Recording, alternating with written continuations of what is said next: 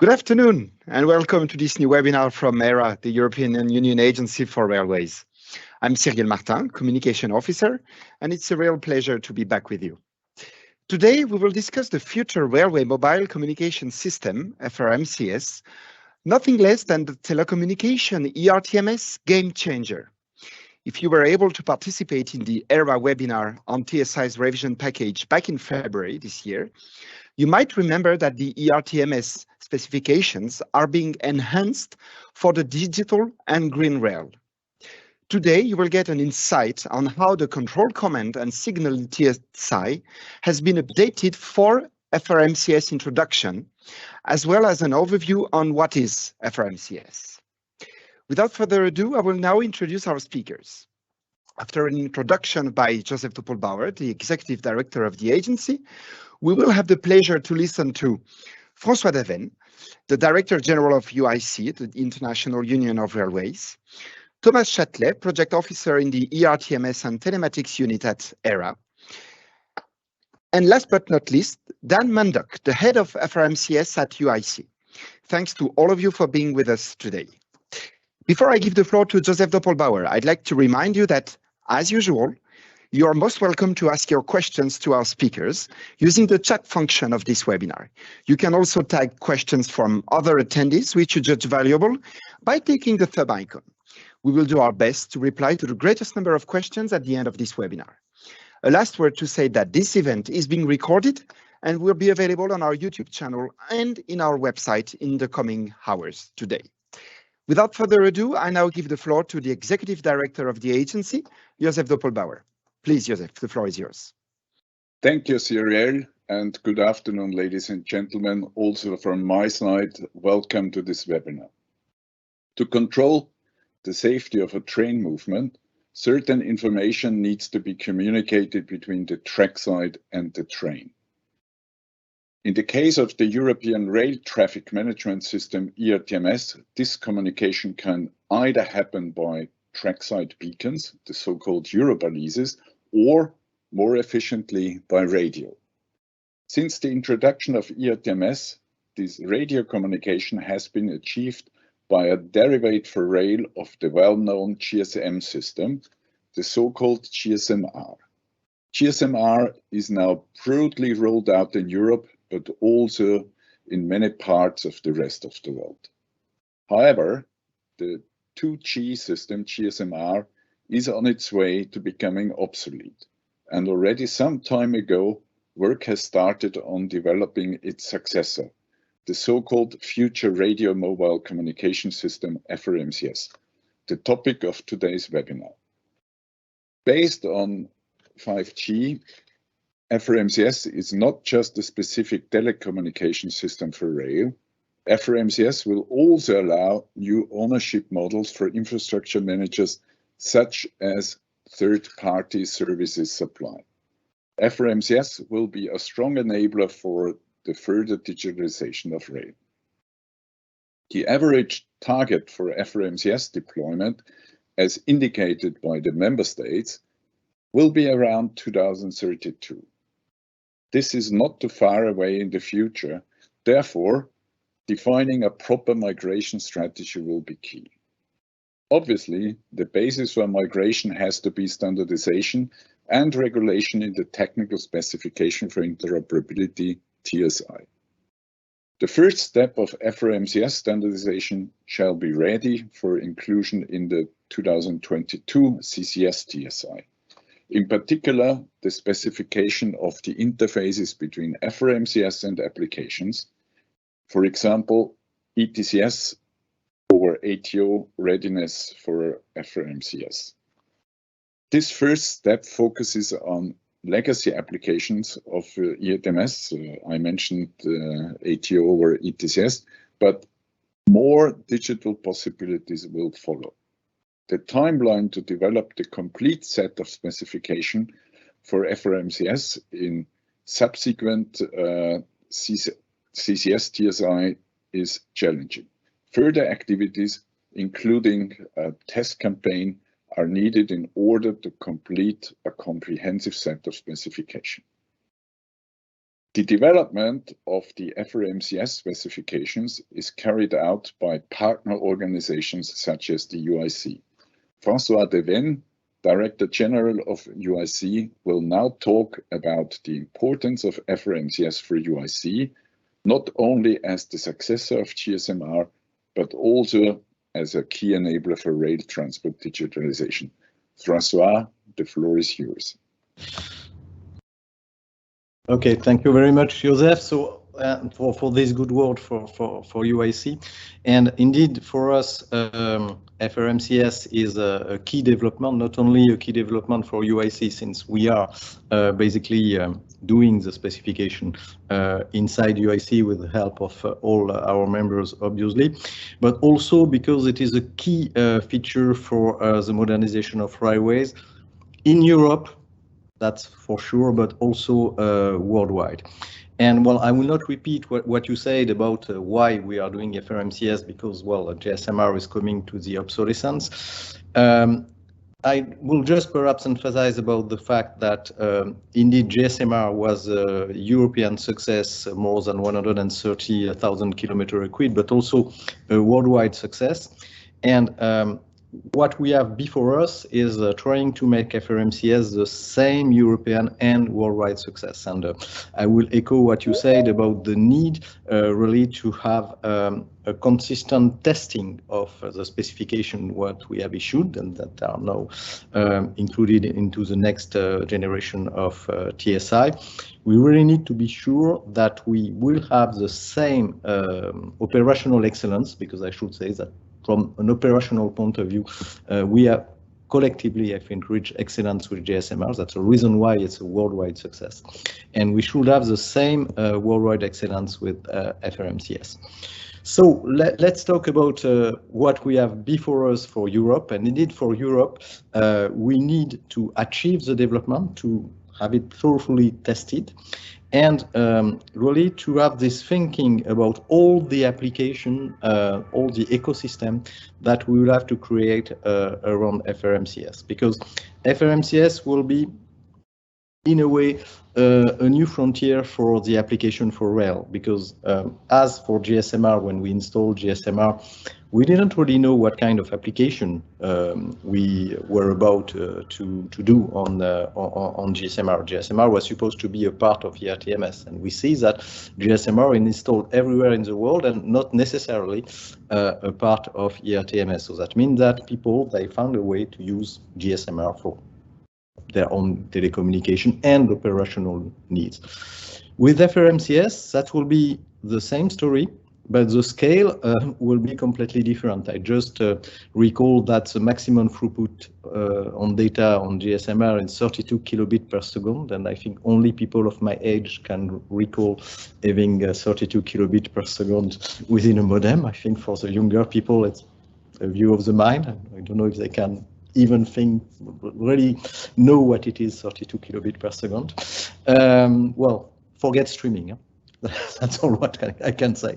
And with FRMCS, you will have gigabyte, megabyte of data, and that will already be the way of, practically speaking, doing the digitalization of the railway system.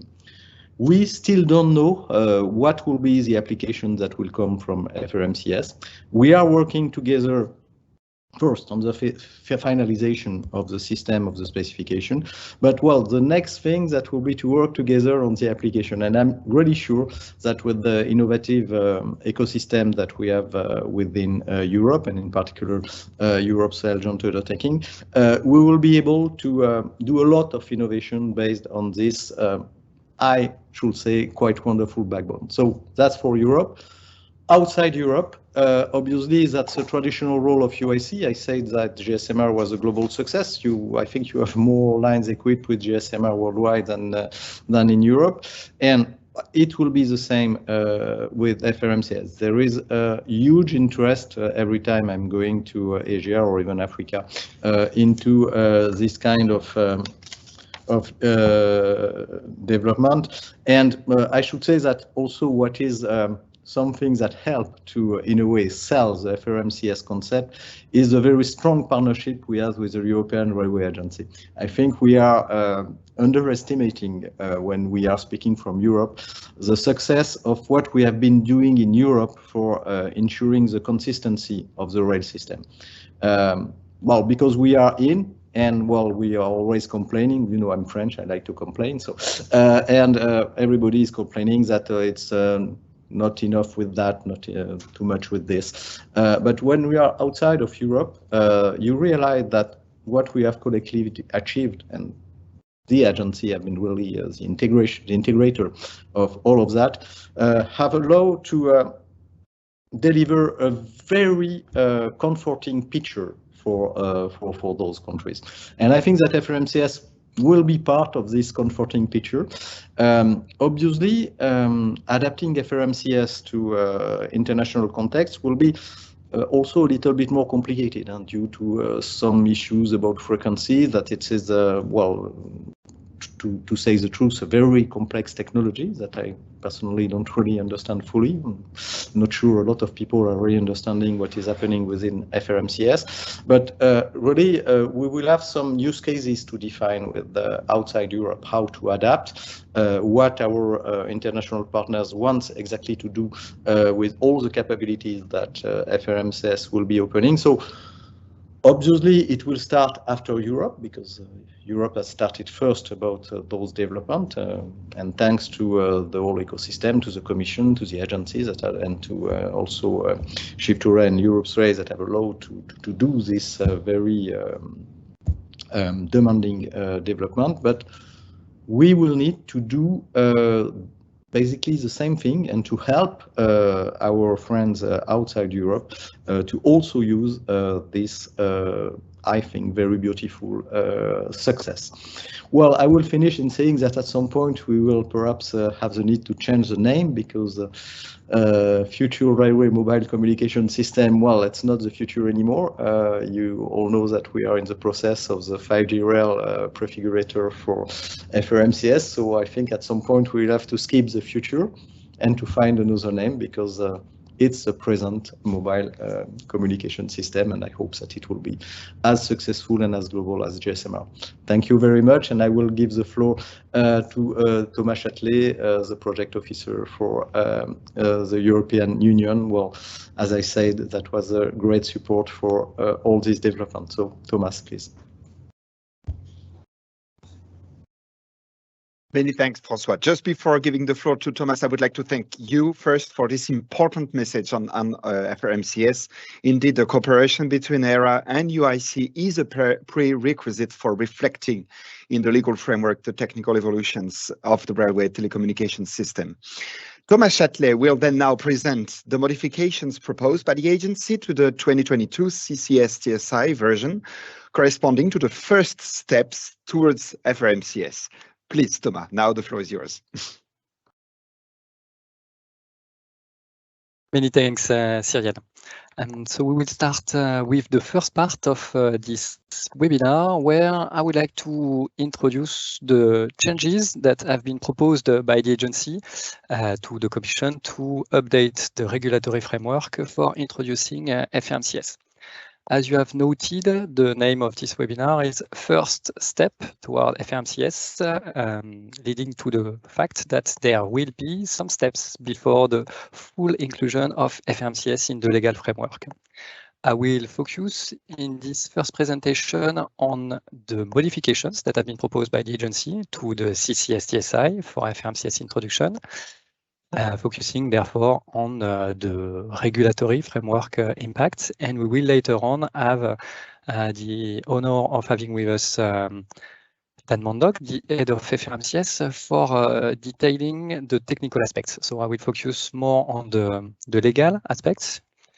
And if you remember well from the February webinar on the package for TSI update, there was this slide that you have in front of you right now, reminding what was the need for FRMCS introduction in the CCS TSI. So the basic need is that we have the need for enhancements of the ERTMS specifications to reflect innovation, but also to reflect the technical evolution. As mentioned by Joseph Doppelbauer, indeed, the GSMR obsolescence that is based on 2G will be a problem in the coming years. Today, it's fine because we are relying on GSMR, and we have seen in some countries that the lack of GSMR is adversely impacting the operation of the railways. So GSMR is up and running, but as this is a 2G-based technology, indeed, this will somehow disappear from the technological picture, and there is therefore the need to update the TSI to include a new Class A radio system.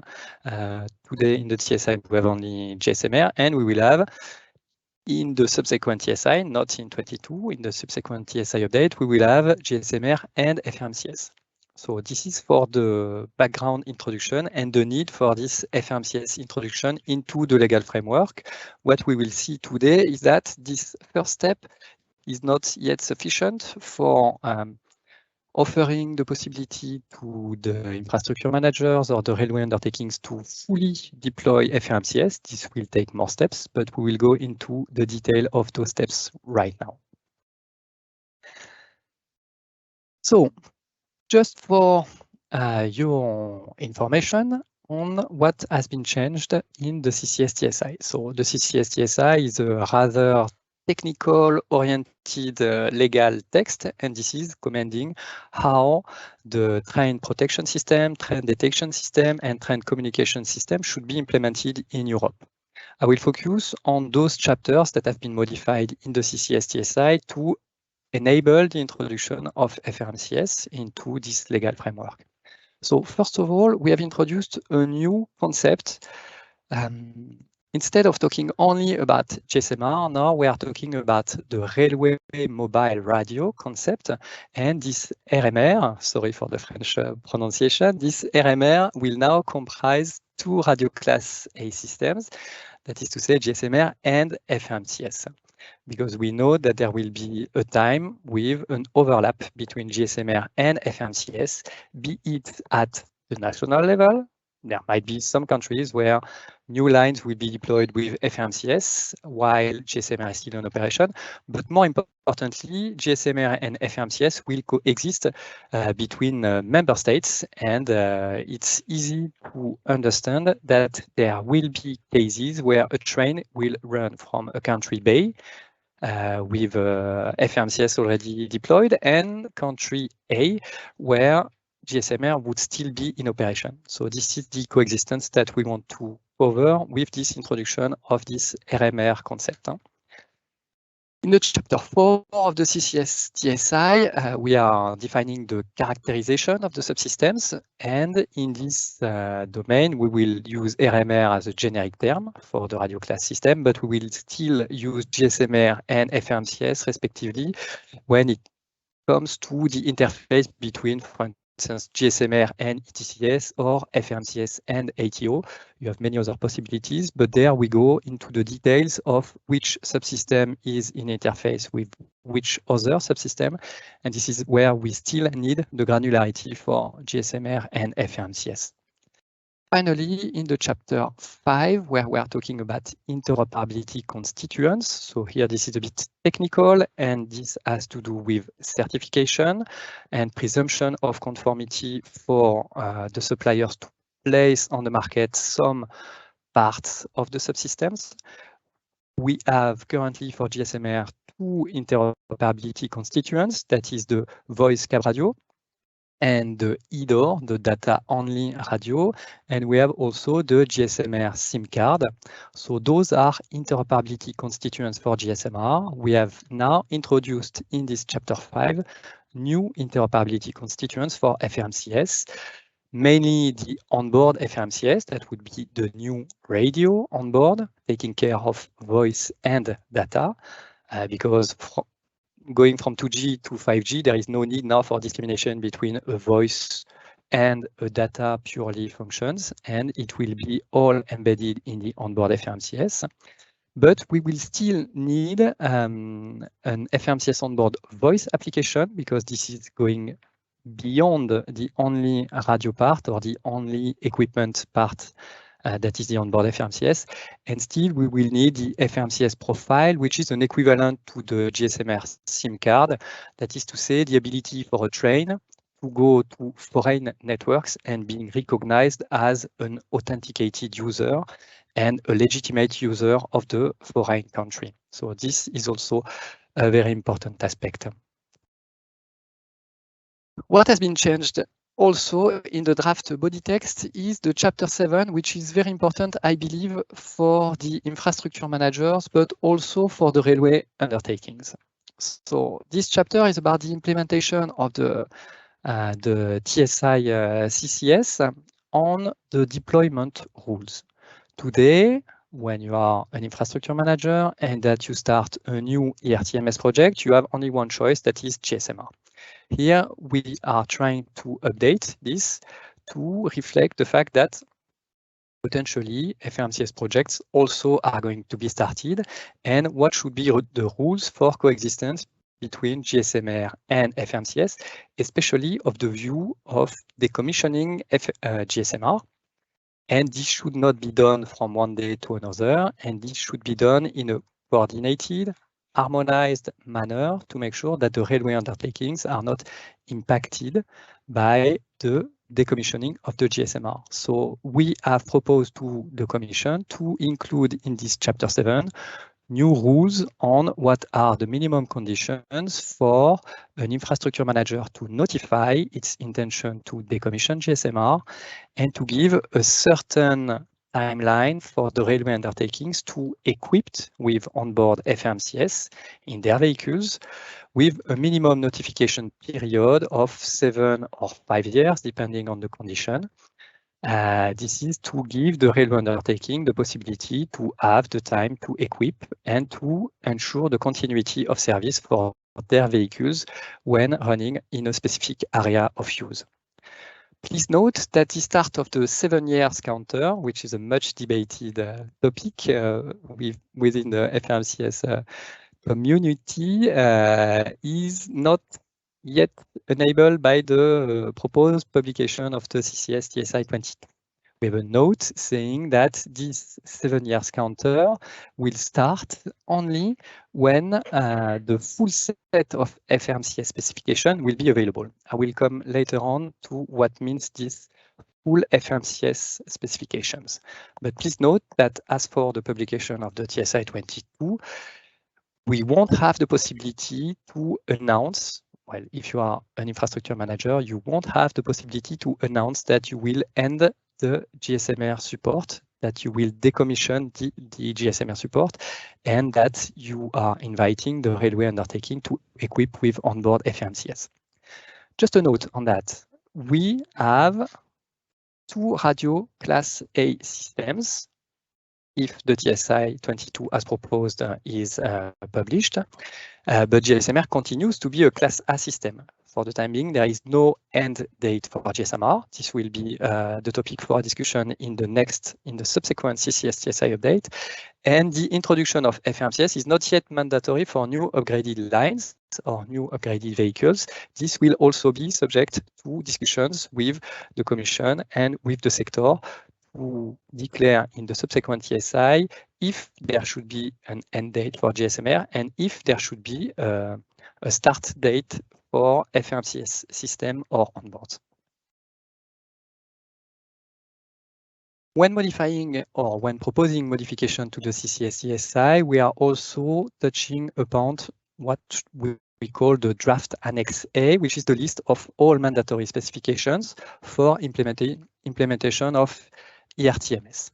So the Annex A is long as, I believe, 100 specifications ranging from trend detection, trend protection, ATO that was recently proposed to be introduced, and also now for FRMCS, this is also an exercise to introduce new specifications, so mainly FRMCS specifications, but not only. And the not only are the so-called Euroradio specifications. I will come on that more precisely on the next slide, but also it was the opportunity for introducing non-strictly speaking FRMCS related specifications, such as the subset 146 and 147, on which I will detail on the next slide. Just a note on the applicability of those specifications. Some are already mandatory as for the CCS TSI 22. This is the case for the interface specifications between ETCS and ATO on one side and FRMCS on the other side. But the specifications that are purely FRMCS, such as the FRMCS functional requirements or system requirements, it is still noted in the CCS TSI that those specifications cannot be used in their current version for tendering of onboard equipments. And this is because the FRMCS V1 specifications are not considered complete for that purpose of the tendering. So for your information, and here this is the activity that has been conducted in the ECT process, so the ERA extended core team, so basically the change control management process at the agency to make sure that when we are proposing a modification to the TSI, this is endorsed by all our stakeholders. So here, this is the list of specifications that have been worked together based on the input from UIC or input from UNISIG for some specifications, and with the support of all our stakeholders, UIC, UNISIG, UNITEL, EIM, CER, to make sure that those technical specifications are agreeable by all and that all those specifications listed here are fine in their V1 version to be introduced in the CCS TSI. You see here that you have the purely FRMCS specifications, so the functional requirements, the system requirements, some end-to-end requirements, and also the requirements that are specifically targeting the TOBA, the technical onboard architecture, that is to say, the onboard part of FRMCS. But you have as well some specifications that are defining the rules, the requirements for mechanisms between FRMCS on one side and ETCS ATO, what we call the ERTMS applications on the other side. This is here represented by the subsets 37, by the subset 146, 147, 148. So the 37 is about the Euroradio. So how is supposed to be the interface between the telecom system and the signaling system. The 146 is about end-to-end security for ETCS and ATO. So how to ensure that at application level for ETCS and ATO, we have more protection, more resilience against cybersecurity threats. The 147 is about onboard architecture to make sure that we can rely on a flexible train backbone for the various applications to talk to each other on board. And the final one, 148, is about ATO and specifically the communication aspects for ATO. So I was mentioning before that in the CCS TSI 22, what we have achieved, and I'm very, very happy and very grateful for all the stakeholders in ECT that we have achieved this milestone, is the FRMCS V1 specification. So to be clear, we will have, according UIC planning, pre-delivery of batch of FRMCS specifications, the V1, the V2, sorry, and the V3. So today we are at the end of the V1, which is the legal anchor, which is translated in the regulatory framework by the RMR baseline 0. So this is a very, very important milestone. Again, I'm very grateful to all the stakeholders for achieving that. But this is only the beginning of the FRMCS journey from a regulatory standpoint, shall I say. That is to say that we will have now, in a very short time frame, a V2 batch of specifications that will be an enabler for pilots to start, to test, to try FRMCS in real conditions, be it EU trials, such as the upcoming Moran 2 project, or national pilots could be the case as well. And in those pilots, the FRMCS V2 specifications will be validated thanks to the return of experience of those trials. A V3 set of specification will be produced and developed by UIC and reviewed by the agency and all the stakeholders in the change control management process. That should in turn lead us to this milestone of the RMR baseline 1, where we would have the legal milestone for starting the FRMCS deployment. FRMCS V3 and RMR baseline 1 should be this milestone from when an infrastructure manager should be able to start this 7 years notification period, informing the railway undertaking that potentially in a specific time frame, but not before 5 years, that within a specific time frame, GSMR is going to be turned off and that FRMCS will be the only Class A radio system onwards. So this is the plan. And as you might imagine, we have some challenges related to this plan. And here I wanted to list some of them. This is not the comprehensive list of challenges because we know we have a lot of challenges in front of us for reaching this RMR baseline 1 milestone, but just some as a hint for the future discussions between now and 26, maybe 27. We will see what is the possibility for publication of the RMR baseline 1. But first of all, we need the development of the V2 specification, like I said, for the pilots. And here, UIC is already preparing a very detailed plan. And for us at the agency, this is extremely important because we need that for our change control management provisioning and to make sure that we can, in turn, discuss all the regulatory aspects with the Commission, such as publication of a technical opinion, preparation of an amendment of the TSI. In the V2 specification, we have still some technical items to be studied, and one of them is the use of the public terrestrial networks.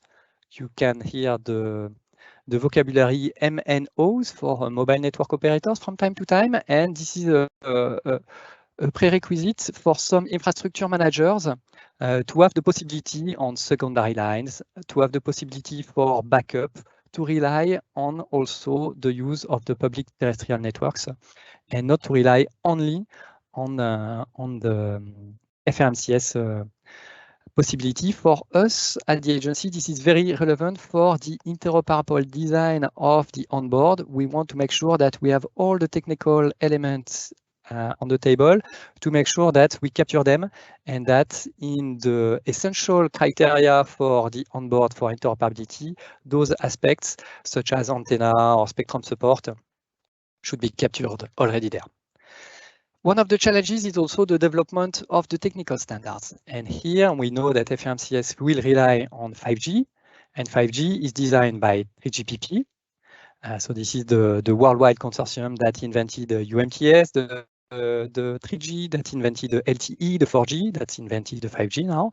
And UIC is very wise in reusing the building blocks of 3GPP, but this is also creating a dependency on the availability of those technologies. And we have in between ETSI that is making the translation of worldwide technical specification into European telecom specification. And here we need an alignment between the 3GPP, DSI spec, and the UIC v2 specifications to make sure that we are all aligned and synchronized. Finally, and this will be, I believe, one of the key points of the success for V2 and for V3, this is the test and validation of the FRMCS specifications. We have already activities ongoing for validation of requirements. So we have the 5G rail, François Daven mentioned it. We have the Digitale Schiene Deutschland activity in Germany that is also extrapolating what could be the 5G usage for the railway telecommunication system. We have obviously Europe's rail that will play an important role on the telecom activities for validation of FRMCS. And we need to understand where we stand with all those initiatives and what is still to be done for validation of the V2 specifications to reach this RMR baseline 1 milestone. This will be one of the challenges in the coming years. And finally, and this is also very important, the funding of an EU trial is to be considered as a trigger for the FRMCS market. I mentioned the MORAN 2 initiative, and ERA is supporting this very, very good idea to have this EU trial for demonstrating that the V2 specifications are fit for purpose and can be introduced into the legal framework as the RMR baseline 1. And with this overview on both the what has been changed in the or what has been proposed in the modification of the CCS TSI, I wanted to give you a hint on the next steps to come. We will now focus on what is more precisely FRMCS, and I have the pleasure to give now the floor to Dan Mandock, head of FRMCS at UIC. And Dan will guide us in a description of the project that led to those FRMCS specifications and some hints on the 5G project as well. Dan, the floor is yours. Thank you very much, Thomas. Thank you very much, Ara, for this webinar. It's very important that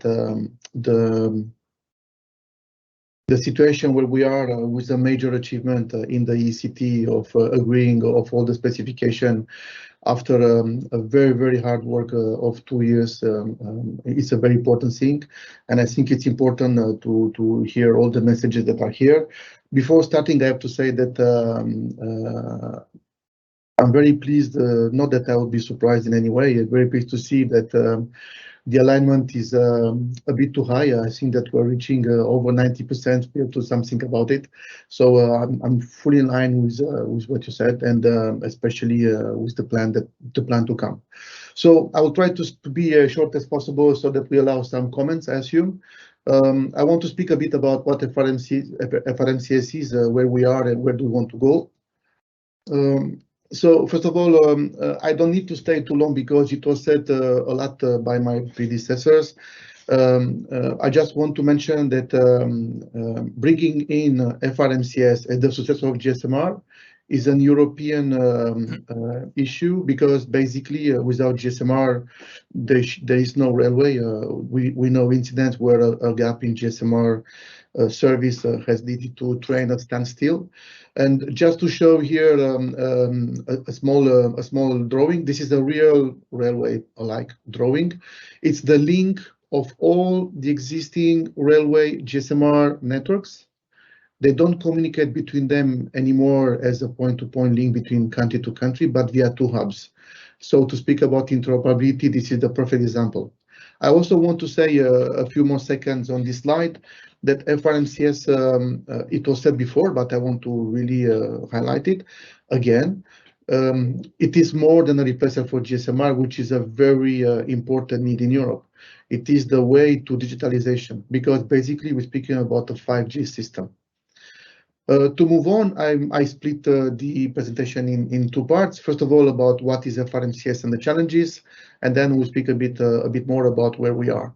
So very, very briefly, we expect to be capable, together with, as UIC, together with ERA, together with the stakeholders, together especially also with industry, to have in place an FRMCS first edition system, which is a system that is available for railway to procure at the second half of 2025, depending on a lot of things, especially the Monitor 12. It will be, and I will detail that because it's important, it will be a 5G release 17 and 18 system. Your phone in your pocket today is a release 15 phone, which is a 5G first edition. 5G release 17 is the 5G third edition, with products expected around 2024. And also mission critical. I'll explain this a bit because it's very, very important. We expect to have all the necessary services from 5G and mission critical, which are needed to meet the operational expectation. You have here on the right-hand side the list of use cases that we want to have fulfilled with FRMCS 5G, or where there's gaps with ETSI technical specifications standardized, so we have a standardized system that will evolve more and more to as completely as possible commercial off-the-shelf system. The work will continue with 19 and beyond because, like the phone in your pocket, this will keep evolving. About 5G, FRMCS will be a 5G system, and I need to say something which looks very techy, but actually is extremely strategic, and it is half of the source of our problems. It will be a 5G standalone system. Today's systems are 5G non-standalone with a 5G core and a 4G access. And this, I can tell you that having a complete 5G system is a headache because the 5G complete system is not yet mature and we have to do a lot of things to make it happen. We're going to introduce new 5G frequency bands. They will not be railway bands. They are 5G frequency bands. The new bands called N100, N101. They exist already.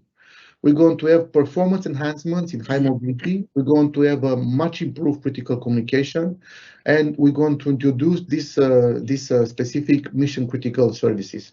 If you look here to the famous triangle, maybe it's a bit small, the famous triangle with the 3 directions of 5G, where you have enhanced broadband, massive IoTs, and low latencies.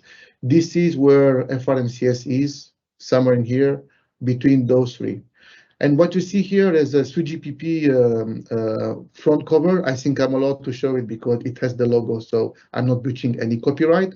If you click on this link, even in PDF form, basically you will find the document which include all the railway use cases at 3GPP level. It's a document which is finalized for release 18 and going to move on with 19 and beyond. What does it mean mission critical? Well, mission critical was introduced for firefighter, ambulance, police, and other critical parts since 2016. And we have popped in saying we have some railway demands, please.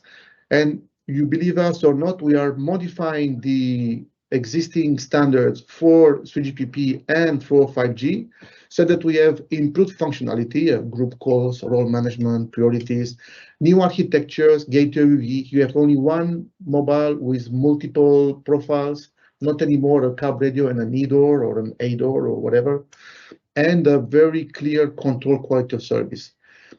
You see here, there's a reason, maybe the drawing is not very smart, but we're not good in drawings, but there's a clear separation between the application and the telecom system. We want the application to be separated from the system in such a way we have a future-proof and we achieve what's called bare flexibility.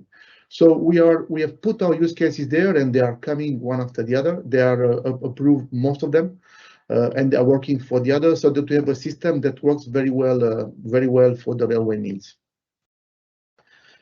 FRMCS is a challenge because we need a specific spectrum, which is done, but we need to have a very important quality of service to reach border crossing interoperability, to reach ETCS bare independence, to have a cybersecurity very strong part. However, it needs to be future-proof because you can't say the train operating company, you have to change your radio every 5 years.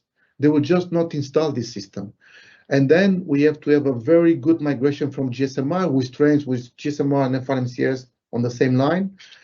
And we have to do it in the timeline and to have it cost effective. So it's a challenge, and I haven't put here has to be as good as GSMR. This was very well put before, and this is something that we're working on. To move on, achievements. Most of you know, but for who doesn't know, you have here the right name of the decisions from ECC and from EC. We have frequencies allocated to FRMCS additional to GSMR. So railways have specific frequencies to be used for GSMR. We also have an ECC, an EC implementing decision that the member states will make this available for railways. So this is a very, very big achievement. And just to say about this, we already have applied them in 3GPP. We'll have standardized radio modules, and they already are allocated as band N100 and 101. If you Google it, you will find it. It's already there. Very, very brief. I'm going to go as fast as I can. Thomas, you lost my presentation somehow? Because I see only you. You see my presentation, right? Okay, you scared me there. So we have agreed with ERA, and everything that we work in full transparency to ERA, in full transparency to everybody involved.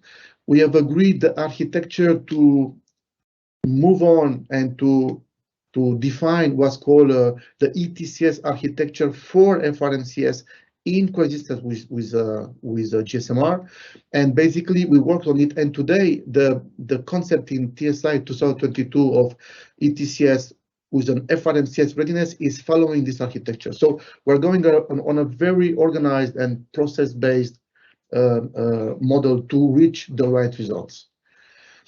This is a scary picture, at least for me, because I'm responsible for most of it. We have to do all this specification here to define FRMCS. We have specification that define use cases, functional requirements. We're going to work on HMI presentation, competency part. We have the 3GPP specification there. We have the ETSI specification, which will be extremely important for FRMCS. The UIC system requirements, the test cases, which are being worked out already in 5G rail.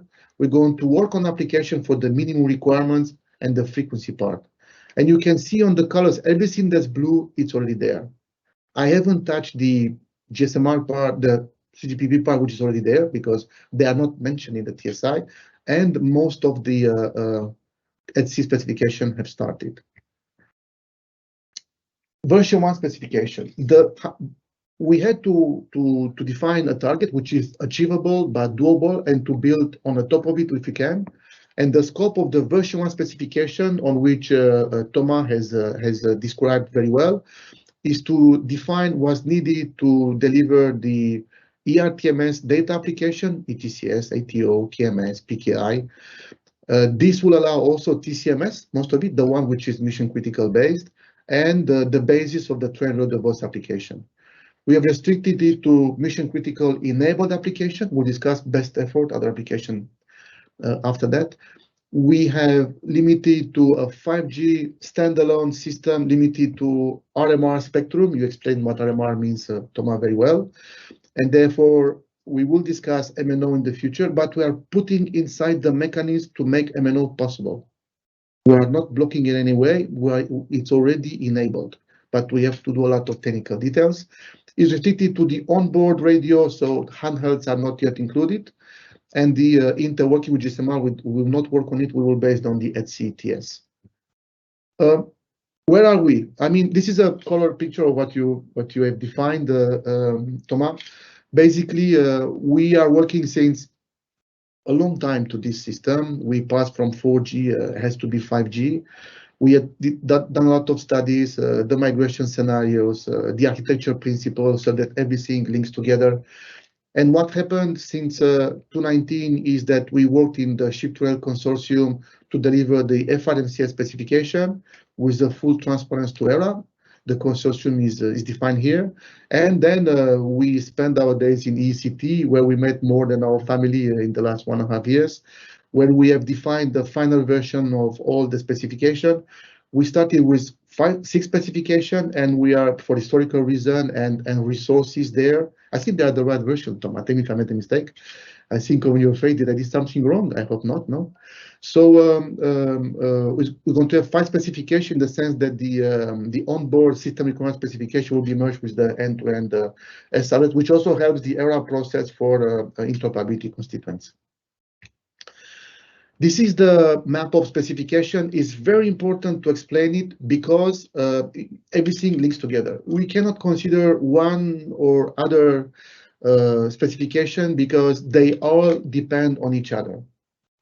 And we have shown our links with 3GPP and ETSI and our links with UNISIG ETCS specifications. And to finish and to give some time, a very, very short 5G rail. 5G rail is going to elaborate FRMCS prototypes, define test cases, which will be after that used for FRMCS, execute a test with this prototype in lab environment and then in real environment. It's very important because these are the first prototypes, however, based on today technology. You can see here the consortium where you have ETCS providers, GSMR today and future FRMCS providers, 5 railways and 2 universities. We are in the middle of it. We have already elaborated a test plan. We have the TOBA prototype available. We have developed simulators with applications which are FRMCS compatible. Very important to say, we have obtained from top 3 suppliers of chipset on this world, chipset which is it's experimental chipset. I can make you a picture, but you won't like it. But it's compatible, radio compatible with FRMCS 1900 megahertz. Because maybe say, where are the chipset? They're there. I mean, experimental one, they're there. And we are going to also prove the cybersecurity for ATO and DCS, which is very important for the TSI specification itself. The labs have integrated equipment. The tests have started. We will do the campaign of test cases. We'll transfer them to the field test in Germany and in France, SNCF and DB. We're going to test it there and then come back for version 2 specification. The last slide.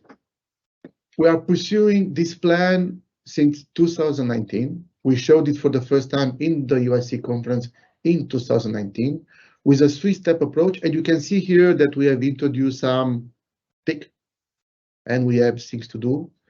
We are in the middle of it with the specification being there, frequency being obtained, with the architecture for transition being agreed. We've started 5G rail. We're going to do version 2, continue the CGPP work, define the interconnection hubs to interlink all the European network, which is extremely important. We have this European trial that we call it Morane 2. We like all names coming together. This is something extremely important. I'm confident that we're going to have it. We have the full support of ERA. Thank you for your message, by the way, Thomas. However, this is a monumental risk for FRMCS. No Morane 2, no FRMCS, but I'm convinced we're going to find a solution. Then we can deliver the version 2 specification and the system will be available. We're in the middle of it and working with it. And just to give you confidence that I think we know what we're doing. We work with ERA. We had the first milestone achieved. We're doing the prototypes and we're approaching to the system being made available. Thank you very much for your attention.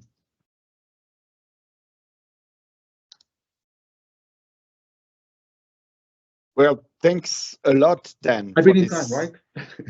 It's perfect. Thanks a lot for your time, your presentation. I think that with this overview on both the legal and the technical aspects on this first step towards FRMCS, I hope it's now clear that the evolution of the telecommunication system for railways will become more and more critical in the coming years. And the continued cooperation between ERA and UIC will be the key for success and is already the key for success. We have a few minutes before closing the webinar to take some of the questions that were asked in the chat. So the most voted question actually was already tackled by most of you. Sorry, I'm just trying to. The most voted question is a very simple one, as such, but of course the reply is less simple. Is how long do you think it will take for the first launch, the actual launch of FRMCS in the EU? So who wants to take that? Thomas, maybe. So this is indeed thank you, Cyril. This is indeed a very tricky question. Thank you for that. And so we have seen in the question and answers that some topics or some projects are considered to be the first implementers for FRMCS. Rail Baltica was mentioned. There were some mention about greenfield projects that could be outside of Europe. So here, this is really depending on where you start from, and indeed, if you have already GSMR installed or not.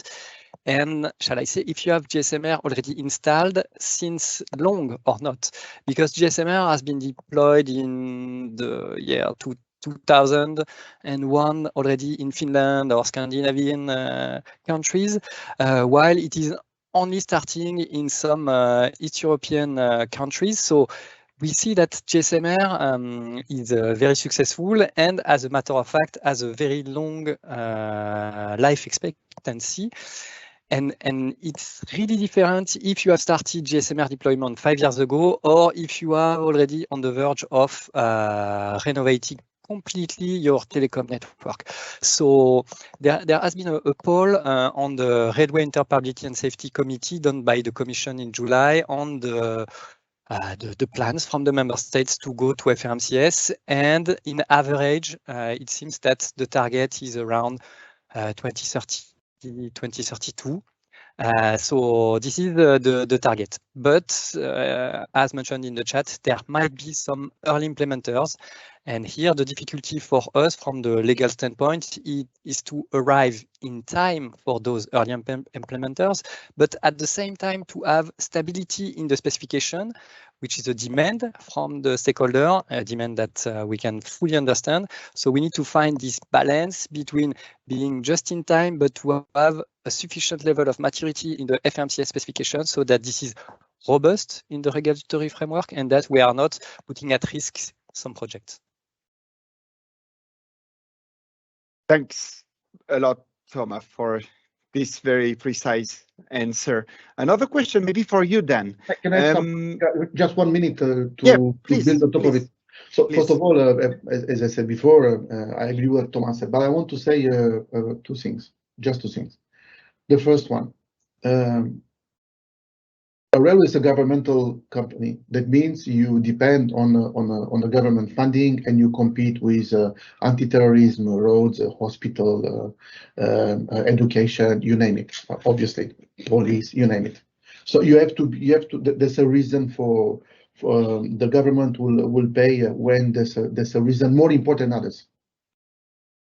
I believe that obviously there's an obsolescence problem for GSMR, as you very well said, Thomas, and it was said by Joseph and tackled by also by Francois. But I think there will be also a business decision, because sometimes you will not wait for the full obsolescence when you realize that actually you have a system that allows digitalization, which allows, if I may say so, cheaper, more productive, and safer railways. So it might be that railways are also very special. I'm a railway guy, so we are very special people. We need to see. We don't believe what we've been told. We need to see when FRMCS will be there, or in the Morane trial, especially when people will understand, our colleagues will understand the impact. It might be that sometime the business part will be on the top of the obsolescence part. And the second thing, and I'm finishing, there's a dynamic of the railway plans. 4 years ago, there were 2 early implementers. Most of them were saying, we'll see about it. Today, every railway has a plan. Today, you have a minimum, I've seen with my own eyes, 14, 15 serious plans, and they will move because the subject will be more and more certain. And the railways are taking care about operations, punctuality, passengers, funding, renewal, to make it work. And suddenly this thing is coming saying, we have to do it. And by the way, those 4 things to do, they'll be tackled by that. So I think there will be a dynamic that will push for that. We will see if I'm right. but I think that it could be that I may be maybe at least partially right. I'm done. Thanks a lot, Dan. Maybe then the second and last question we will have the time to take now. Have FRMCS tests been made that can be consulted publicly? It's a question from Javier. Who wants to take that? Thomas or Dan? Who has Thomas? Yep, no, Dan. Thomas says Dan. Dan, please. So we have a public and private deliverables. So the testing have just started. Today we have only the integration testing there. When the commission is validating a deliverable and the deliverable is public, we will make it public. If I'm not wrong, the test results and the test cases should be public. I will check that, but if not, we will discuss this in the working groups, because that we can do.